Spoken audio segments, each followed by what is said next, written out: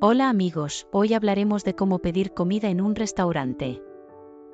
Hello friends. Today we will talk about how to order food in a restaurant.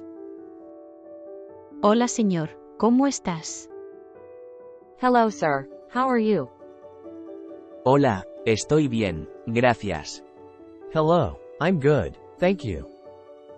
¿Qué te gustaría pedir hoy? What would you like to order today? Me gustaría empezar con una ensalada mixta, por favor. I'd like to start with a mixed salad, please. Perfecto. ¿Y del plato principal?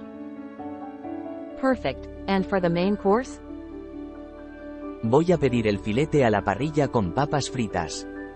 I'll have the grilled steak with French fries. Entendido. ¿Cómo desea su filete? Understood. How would you like your steak? Lo quiero término medio, por favor. I want it medium, please.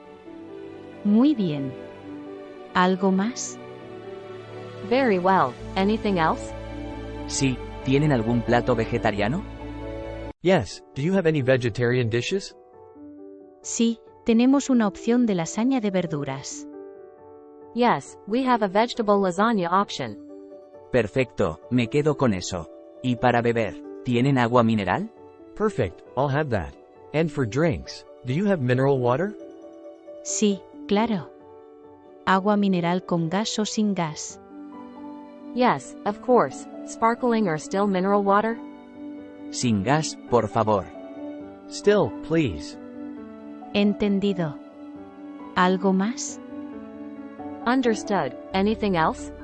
No, eso es todo, gracias. No, that's all, thank you. De nada. Enseguida traigo su pedido. You're welcome. I'll bring your order right away.